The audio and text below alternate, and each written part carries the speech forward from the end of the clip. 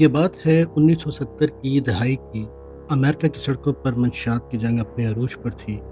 Police کے siren گونج رہے تھے، گینگسٹرز ایک دوسرے کو خون کے پیاسے تھے، اور اسی خطرناک دنیا میں ایک ایسی عورت ابھر کے سامنے آئی جس کے نام سے بڑے بڑے مجرم بھی خوف کھاتے تھے۔ اس کا نام تھا گریسیلڈا بلینکو۔ دنیا اسے ایک اور نام سے بھی جانتی ہے، the God mother of cocaine. ایک ایسی عورت جس نے ایک مردوں کی دنیا میں اپنے ایسے جرائم کا نیٹ ورک بنایا جس نے پورے منشیات کا کاروبار کو ہلاک کر رکھ دیا۔ لیکن سوال یہ ہے کہ کیا گریسیلڈا صرف ایک خطرناک ذہین خاتون تھی، یا پھر وہ واقعی ایک ایسے مجرم تھی جس کے لیے انسانی جان کی کوئی قیمت نہیں تھی؟ آج کی اس ویڈیو میں ہم جانیں گے گریسیلڈا کی وہ کہانی جس میں دولت بھی تھی، طاقت بھی، دھوکہ بھی، اور خون بھی۔ گریسیلڈا کی زندگی کا آغاز کولمبیا کے شہر میڈلین کے ایک غریب ماحول سے ہوا۔ اس کا بچپن غربت اور تشدد کے ایسے ماحول میں گزرا جہاں جرائم سے دور رہنا آسان نہیں تھا۔ کہا جاتا ہے کہ بہت کم عمری میں گریسیلڈا نے جرائم کی اس دنیا میں قدم رکھ دیا تھا، اور پھر وقت کے ساتھ ساتھ اس کا تعلق ایسے لوگوں سے بنتا گیا جو غیر قانونی کاروباری اور منشیات کی دنیا سے وابستہ تھے۔ لیکن گریسیلڈا عام مجرم نہیں تھی، اس کے اندر کاروباری ذہن بھی تھا، اور اقتدار حاصل کرنے کی شدید خواہش بھی تھی۔ اور آخر کار وہ وقت آ گیا جب گریسیلڈا امریکہ کے شہر میامی پہنچی۔ یہ وہ دور تھا جب میامی کوکین کی اسمگلنگ کے حوالے سے دنیا کا سب سے اہم مرکز میں تبدیل ہو رہا تھا۔ گریسیلڈا نے اسی موقع کو اپنے لیے استعمال کیا۔ اس نے منشیات کی اسمگلنگ میں ایک بڑا نیٹ ورک کھڑا کیا، اور دیکھتے ہی دیکھتے اس کا کاروبار لاکھوں میں نہیں بلکہ کروڑوں ڈالروں تک پہنچ گیا۔ اس کی سب سے بڑی طاقت صرف پیسہ نہیں تھا بلکہ اس کا دماغ تھا۔ وہ اسمگلنگ کے لیے نئے نئے طریقے استعمال کرتی، لوگوں کو اپنے نیٹ ورک میں شامل کرتی اور اپنے کاروبار کو تیزی سے پھیلایا کرتی تھی۔ کچھ ہی عرصے میں گریسیلڈا میامی کی کوکین کی دنیا کی ایک انتہائی طاقتور شخصیت بن چکی تھی۔ لیکن گریسیلڈا کی اصل شہرت صرف اس کی دولت کی وجہ سے نہیں تھی، اس کا نام خوف کی علامت بن چکا تھا۔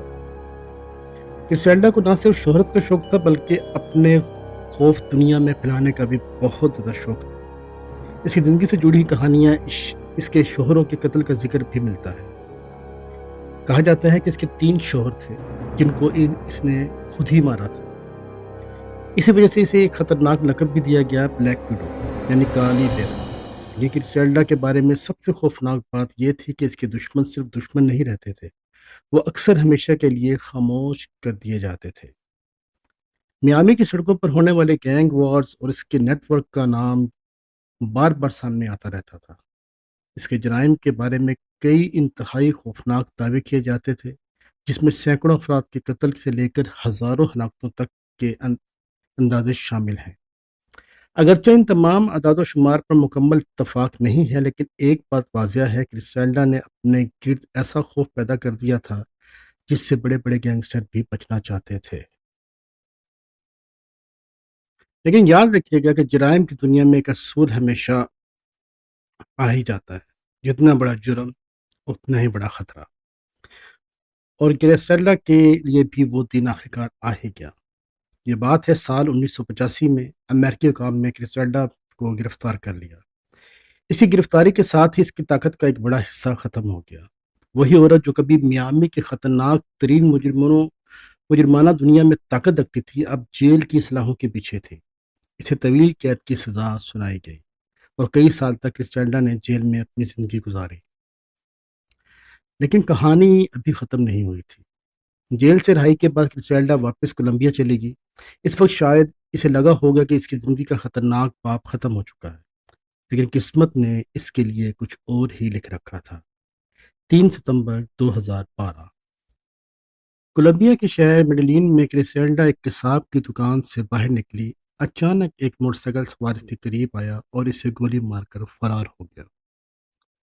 گریسیلڈا جو کبھی دوسروں کے لیے خوف کی علامت سمجھی جاتی تھی، اور خود ہی اسی انداز میں ایک حملے کا نشانہ بن گئی، اور صرف چند لمحوں میں اس کی پوری کہانی ختم ہو گئی۔ گریسیلڈا کی زندگی جون سی تھی وہ ایک مجرم کی زندگی تھی، یہ طاقت، دولت، لالچ، خوف اور انتقام کی ایسی داستان تھی جس کے اختتام میں بھی اس کی خطرناک دنیا میں جو کچھ ہوا اس نے اپنی زندگی کا حصہ بنا لیا تھا۔ اس کہانی سے ایک بات ضرور سمجھ آتی ہے کہ جرائم کی دنیا میں طاقت شاید کچھ وقت کے لیے مل جائے، دولت شاید بہت زیادہ حاصل ہو جائے، لیکن اس رستے کا انجام اکثر تباہی اور موت ہی ہوتا ہے۔ یہ سوال ایک آپ کے لیے چھوڑے جا رہا ہوں، اگر آپ کرسٹیلڈا کی جگہ ہوتے تو کیا آپ سمجھتے ہیں کہ اس کے جرائم کا انجام ایسا ہی ہونا چاہیے تھا، یا پھر اس کہانی کے پیچھے کوئی اور پہلو بھی تھا جسے دنیا نے کبھی پوری طرح نہیں دیکھا؟ اپنی رائے کمنٹ میں ضرور دیجیے گا۔ بہت شکریہ۔